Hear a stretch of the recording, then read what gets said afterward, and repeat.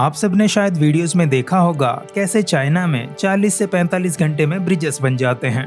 पर मैं अगर कहूँ कि मेघालय के खास तरह की ब्रिजेस को बनने में 20 से 25 साल लग जाते हैं, जो 500 से 600 साल तक लास्ट कर सकते हैं और जो वक्त के साथ साथ और भी मजबूत होते जाते हैं, तो आप शायद यकीन नहीं करेंगे और मैं समझ सकता हूँ।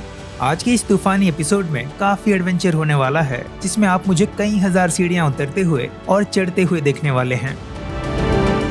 तो चलते हैं एक नई जगह को देखने और उसके बारे में सब कुछ जानने, लेकिन आपके समय की वैल्यू करते हुए। नमस्कार दोस्तों, मैं हूं तापस और आप देख रहे हैं फ्रीबर्ड ट्रैवल्स।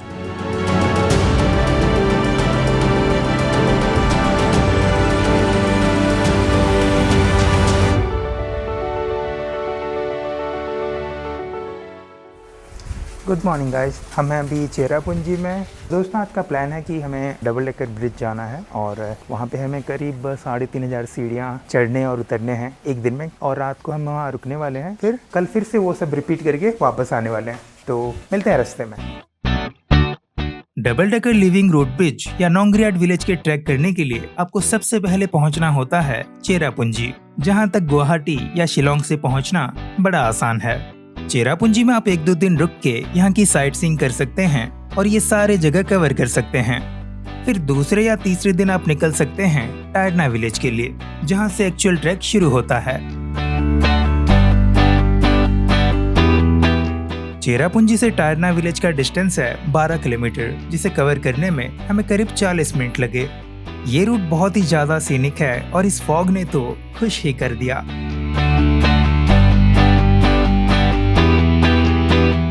आप चाहें तो टायरना में भी स्टे कर सकते हैं, क्योंकि यहाँ काफी सारे होटल्स और होम स्टेज भी हैं।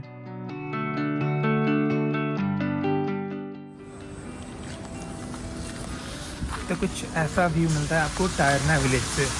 तो चेरापूंजी से 40 मिनट्स ड्राइव करके हम पहुँच गए हैं टायरना विलेज पे, और यहाँ से ट्रैक स्टार्ट होता है डबल डेकर रूट ब्रिज का। तो हमें 1.5 घंटा अभी क्लाइंब डाउन करना है।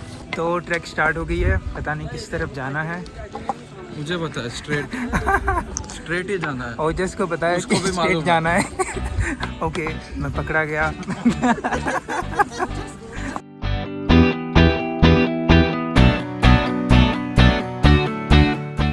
वेलकम टू टायरना इलाका टूरिज्म। तो यहाँ से इस पॉइंट से ट्रैक स्टार्ट होता है डबल डेकर रूट ब्रिज का। मेरे फ्रेंड्स सारे आगे चले गए हैं और मुझे कैचअप करना है। तो हमने ये ट्रैक स्टार्ट किया है 3:45 को। कितने बजे पहुंचते हैं देखते हैं। मौसम अभी तो अच्छा है, पर कब बदल जाता है यहाँ पे पता ही नहीं चलता। अभी सीढ़ियाँ ऐसे हैं, जो लंबे लंबे वाले सीढ़ी होते हैं ना, इन्हें चढ़ने या उतरने में खास मुश्किल नहीं होती। तो अगर लास्ट तक इस टाइप के ही होंगे देन इट्स फाइन। तो बहुत टाइम लगेगा इनको, है ना?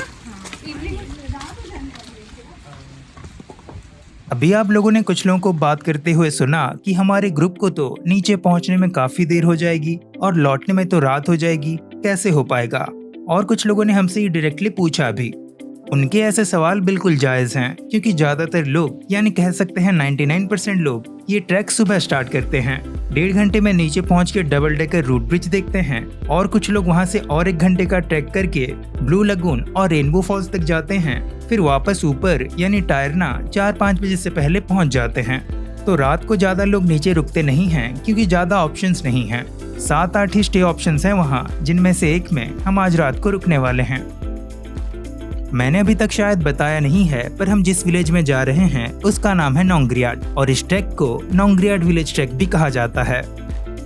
इस ट्रैक के लिए गाइड्स की जरूरत तो नहीं है और नहीं थी, पर मई एंड में हुए एक इंसिडेंट की वजह से अब आपको एक गाइड साथ में लेना ही पड़ेगा।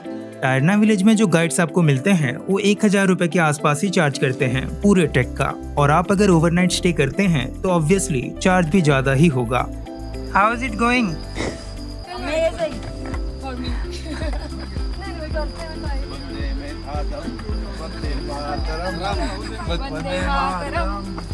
हम होंगे कामयाब।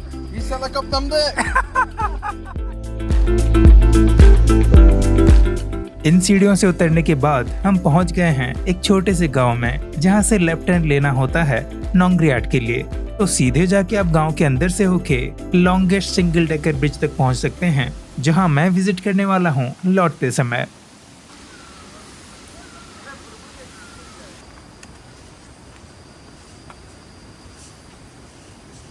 मच्छर काफ़ी है यहाँ पे, एक सेकंड भी रुकने नहीं देते, आके कोई ना कोई काट ही लेता है। तो ओडोमस वगैरह लेके आए। यहाँ पानी की आवाज़ ज़्यादा आने लग रही है, शायद हम नदी के पास जाने वाले हैं। वाओ,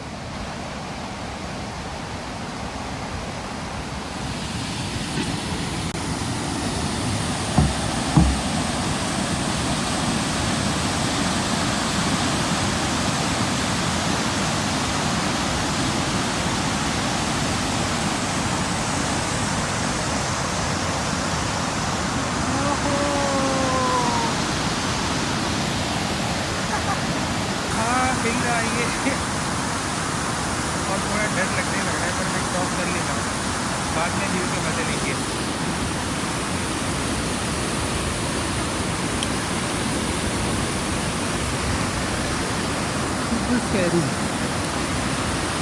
टू गुड, मैं क्रॉस कर लेता हूँ, ताकि बाकी लोग फोटो भी ले सकें और वीडियो बना सकें। मेरा तो बन ही गया है। और नीचे देख सकते हैं, ऐसा है पूरा ट्रांसपेरेंट।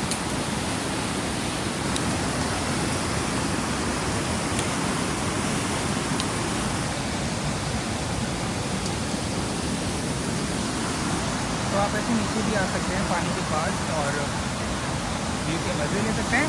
ऊपर से भी ले सकते हैं, ऊपर डर लग रहा है तो नीचे भी आके मज़े ले सकते हैं। अमेजिंग। ब्रिज के बाद चढ़ाई शुरू हो जाती है, देखते हैं कहाँ तक है चढ़ाई। 6-7 मिनट बाद ही नोंग्रियाट विलेज दिखने लग गया है, पर ट्रैक अभी भी बाकी है। आगे जो ब्रिज है जहाँ से होके ही नोंग्रियाट जाया जाता है, वहाँ संडे को एंटर करना मना है। संडे को वैसे भी मेघालय मतलब मार्केट वगैरह बंद ही रहता है यहाँ। एक और ब्रिज आ गया है और यहाँ व्यू है कुछ इस प्रकार का।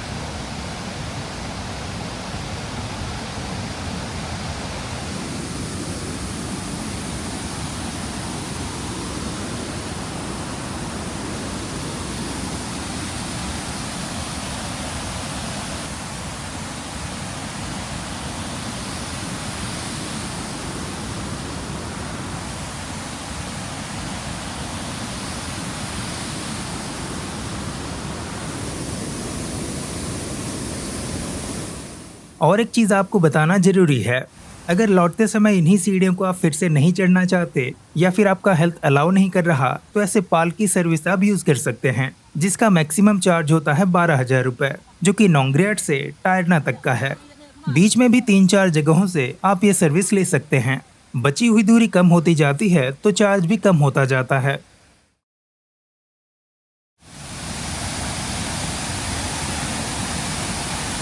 फाइनली हमें एक रूट ब्रिज देखने को मिल गया है।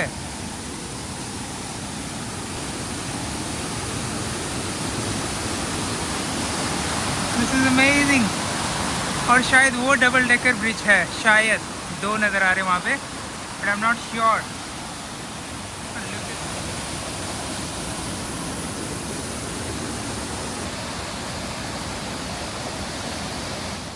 जब ये रूट ब्रिज मिल जाता है तो समझ जाइए कि आप नोंग्रियाट पहुंच चुके हैं।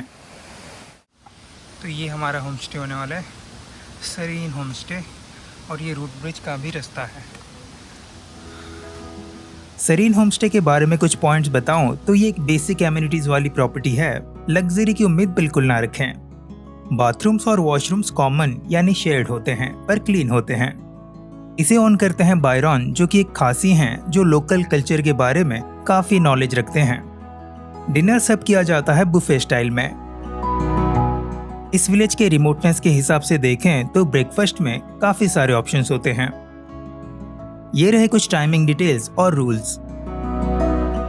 ये फूड वेस्टेज वाला पार्ट मुझे बड़ा अच्छा लगा। ओवरऑल एक डिसेंट स्टे है, जहाँ के बारे में कंप्लेन करने के लिए मेरे पास तो ज्यादा कुछ नहीं है। बायरन अच्छे मूड में होंगे तो आपके लिए कुछ गाने भी गा के सुना देंगे।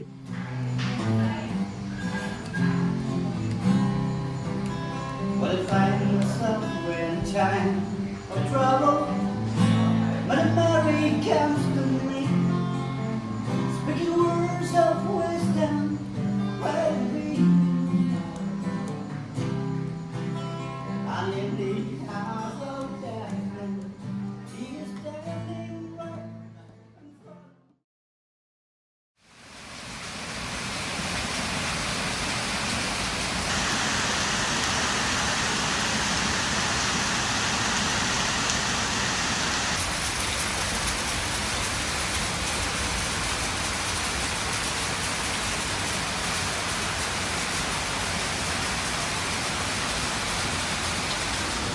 सुबह के 6:30 बज रहे हैं और मैं हूँ अभी नोंगलियाट गांव के पास।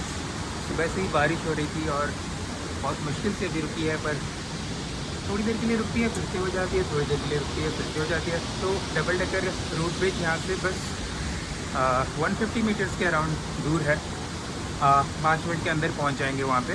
लेकिन सुबह से बारिश हो रही थी इसलिए नहीं निकल पा रहे थे। तो थोड़ा मौसम साफ़ होगा तो और पता लगेगा कि कितने सारे वाटरफॉल्स हैं यहाँ पे। ब्रेकफास्ट करने से पहले थोड़ा घूम के आते हैं डबल डेकर रूट ब्रिज से। उसके बाद करेंगे रेनबो ट्रैक, मतलब ब्रेकफास्ट करने के बाद करेंगे रेनबो फॉल्स ट्रैक। रेनबो तो नज़र नहीं आएगा, मौसम आप देख ही रहे हैं, बट इट्स ओके, वाटरफॉल तो जाना ही है। यहाँ से 1 घंटा लगता है रेनबो फॉल्स के लिए। यहाँ पे ही नीचे एक सिंगल रूट ब्रिज है और ऊपर है डबल रूट ब्रिज। और ये हमारा होम स्टे, सरी होम स्टे।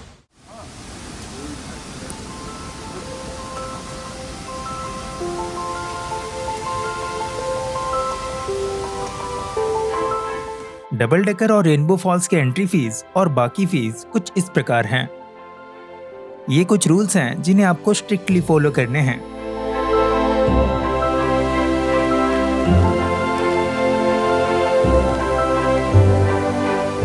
और अब इस ट्रैक का रिवॉर्ड ठीक मेरे सामने है।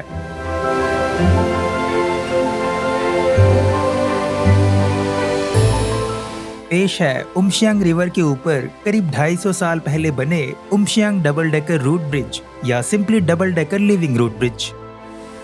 करीब 250 साल पहले इस निचले ब्रिज को बनाने का काम शुरू किया गया था, पर जब देखा गया कि बारिश के दिनों में इसे इस्तेमाल करना पॉसिबल नहीं हो पा रहा, तब जाके इस ऊपर वाले रूट ब्रिज को बनाया गया जिसे साल भर इस्तेमाल किया जा सका।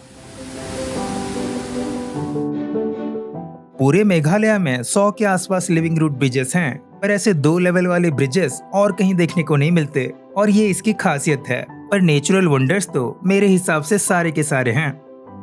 आपके मन में ये सवाल जरूर आ रहा होगा कि ये खुद से तो नहीं बनते होंगे, तो इन्हें बनाया कैसे जाता होगा। वीडियो की शुरुआत में मैंने बताया था कि ऐसे ब्रिजेस को पूरी तरह से बनने में 20 से 25 साल का समय लग जाता है। ऐसा इसीलिए क्योंकि रिवर्स के दोनों तरफ इंडियन रबर ट्री, जिसका बोटेनिकल नाम है फिकस एलास्टिका, उसे लगाया जाता है। फिर जब सालों के बाद वो बड़े हो जाते हैं, उनमें से ऐसे रूट्स निकलते हैं जिन्हें बैटलनट ट्रीज के ट्रंक्स के सहारे दिशा दिखाई जाती है ताकि वो एक पर्टिकुलर दिशा में बढ़ें। इस प्रोसेस को ट्रेनिंग ऑफ द रूट्स कहा जाता है। एग्जाम्पल के तौर पे हम मनी प्लांट को ले सकते हैं। तो रिवर के दोनों तरफ से ऐसे रूट्स को दिशा दिखाने के बाद एक समय ऐसा आता है जब दोनों तरफ के रूट्स आपस में जुड़ जाते हैं। तो रूट्स को आपस में और दूसरे तरफ के रूट्स के साथ भी बुनके ही 20 से 25 साल में बनके तैयार होते हैं ऐसे बायो इंजीनियर्ड मास्टरपीसेस। ऐसे लिविंग रूट ब्रिजेस को उस समय बनाया गया था जब यहाँ के घने जंगलों के बीच पहाड़ चढ़ना, उतरना, शिकार पे जाना, फ्रूट्स कलेक्ट करना, उफनती नदियों को क्रॉस करना, ये सब डेली रूटीन हुआ करता था।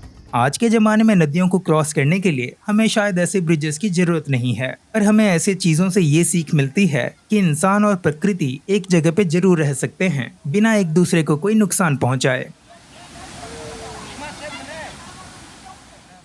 आप जब भी यहाँ आते हैं तो कुछ फोटोज क्लिक करके चले मत जाइए। यहाँ थोड़ी देर रुकिए और खासी टाइप के सेंचुरी ओल्ड गिफ्ट को अच्छे से देखिए तो जरा। इसे बनाने में कितना पेशेंस लगा होगा उसे थोड़ा अप्रिशिएट कीजिए तो जरा। अगर आप पूछेंगे कि नोंगलियाट या डबल डेकर रूट ब्रिज के आसपास देखने के लिए और क्या क्या है, उनमें से सबसे पॉपुलर है रेनबो फॉल्स। जहां तक पहुंचने के लिए 1 घंटे का ट्रैक करना होता है नोंग्रियाट से। सुबह सुबह जाके घूम के आए क्योंकि खाली रहता है, लोग नॉर्मली ट्रैक करके आते हैं, यहाँ पे रुकते नहीं हैं लोग, लेकिन मैं आके ही वो वापस लौटते हैं तो वो काफ़ी टायरसम हो जाता है। लेकिन हम यहाँ पे आके रुके हुए हैं इस सरीन होम स्टे में। ब्रेकफास्ट हो गया है, यहाँ पे मोबाइल नेटवर्क जियो का ही थोड़ा बहुत आता है। इतने रिमोट लोकेशन पे भी हमने ब्रेकफास्ट में आज लिया कॉर्नफ्लेक्स और मिल्क और चाय कॉफ़ी, जो भी आपको चाहिए यहाँ पे मिल जाता है। अभी एक और नया सा वाटरफॉल नज़र आया है, वहाँ पे बादल था तो पहले नज़र नहीं आ रहा था। तो 1 2 3 4 5 6 7 8 अमेजिंग ना, बस वाटरफॉल्स ही वाटरफॉल्स, और लगता है कि मेघालय पूरा ओवरफ्लो हो रहा है। इतने सारे वाटरफॉल मैंने ज़िंदगी में कभी नहीं देखे थे, शायद वो वाला हो rainbow falls, I don't know, but चल के देखते हैं। तो गाइस हम डबल डेकर रूट ब्रिज से होते हुए जा रहे हैं रेनबो फॉल्स के लिए। व्यू देखिए, इसको क्रॉस करके आपको जाना होता है रेनबो फॉल्स के लिए, और रास्ते में ही आएगा ब्लू लगून, जो कि अभी ब्लू बिल्कुल नहीं होगा बारिश की वजह से।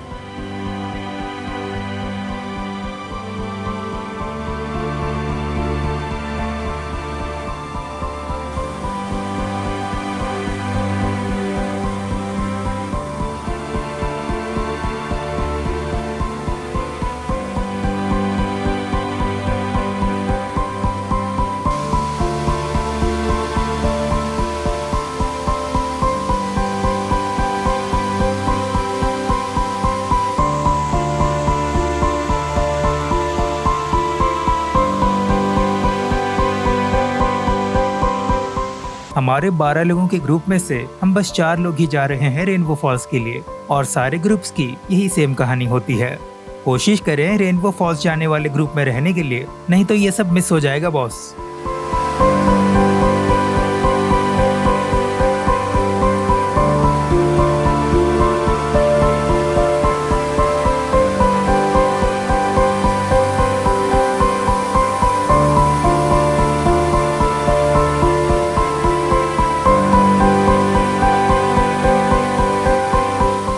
डबल डेकर ब्रिज से हमने अभी तक बस 21 मिनट्स ही वॉक किया है, और आप देख सकते हैं क्या क्या देखने को मिल चुका है।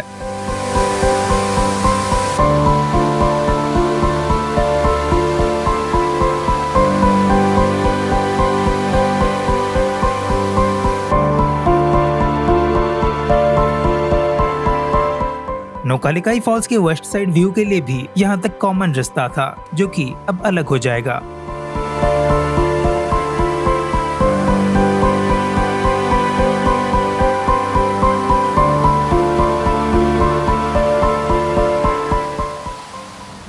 लग रहा है कि वही रेनबो फॉल्स है।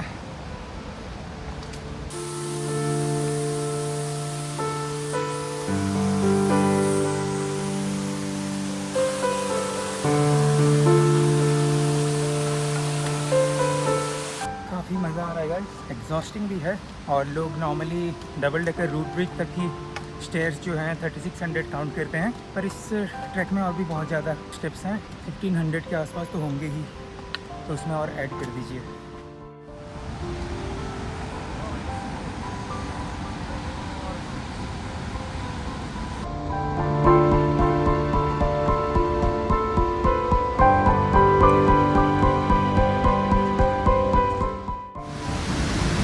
तो गाइस इधर एक वाटरफॉल है बहुत बड़ा सा, इधर पानी आ रहा है उधर से, और ये रहा रेनबो फॉल्स। कितना वॉल्यूम है पानी का देखिए जरा।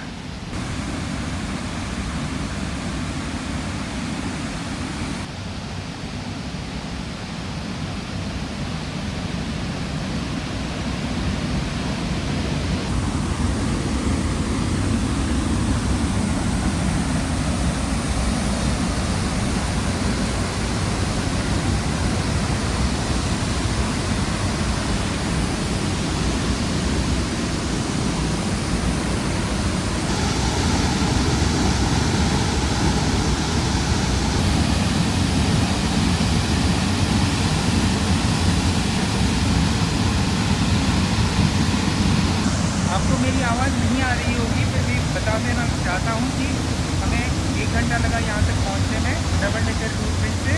और आते टाइम काफ़ी क्लाइंब करनी पड़ी, काफ़ी चढ़ाई थी, तो ज़्यादा टाइम ईजी होने वाला है। नीचे भी और जा सकते हैं, यहाँ पे आप और भी नीचे जा सकते हैं, लेकिन रास्ता अभी बंद है क्योंकि पानी काफ़ी ज़्यादा है और सेफ नहीं है वाटरफॉल के पास जाना।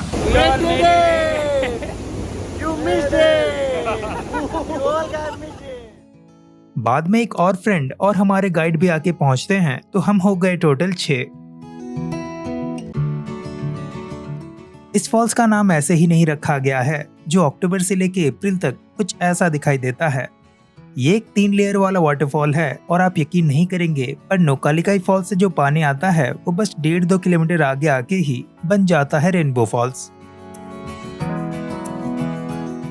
यहाँ कुछ टाइम स्पेंड करके और मैगी खाने के बाद हम वापस निकलते हैं नोंग्रियाट की तरफ। ऑलमोस्ट हाफ वे पे मिलता है ब्लू लगून, जिसे ऑब्वियसली मैंने मिस कर दिया था इसके अब के कलर की वजह से। ये भी अक्टूबर से अप्रैल तक कुछ ऐसा दिखाई देता है और यहाँ स्विमिंग करना एक मस्ट डू एक्टिविटी है। टायरना से नोंग्रियाट के बीच भी आपको कुछ और नेचुरल स्विमिंग पूल्स मिलते हैं, बारिश के मंथ्स को छोड़ के बाकी मंथ्स में। फिर मैंने नोंग्रियाट को क्रॉस किया और जो बीच में गांव आया था नोंगथाई मई, वहाँ जो लॉन्गेस्ट रूट ब्रिज है उसे विजिट किया। टायरना से नोंग्रियाट के मेन रूट से आपको एक 7 मिनट का डिटूर लेना होता है इसके लिए। डबल डेकर ब्रिज के यहाँ इतनी भीड़ देखने के बाद ऐसा लगा जैसे ये तो अपना प्राइवेट रूट ब्रिज है। मस्ट विजिट है गाइस। नोंग्रियाट से लॉन्गेस्ट रूट ब्रिज होते हुए टायरना पहुंचने के लिए मुझे लगे 1 घंटे 36 मिनट। अगर मुझे आप पूछेंगे कि क्या इतना मेहनत करना वर्थ है, तो मैं तो कहूँगा बिल्कुल जी बिल्कुल। ये भी कहूँगा कि नोंग्रियाट में 1-2 दिन और रुकना चाहिए था। खैर, हम बढ़ते हैं अब चेरापूंजी की तरफ। इस एपिसोड को यहीं पे रखते हैं। आपके समय के लिए बहुत बहुत धन्यवाद। कोई भी सवाल हो तो प्लीज कमेंट करके पूछ लेना। मिलते हैं बहुत ही जल्द, तब तक के लिए bye bye, take care and keep travelling.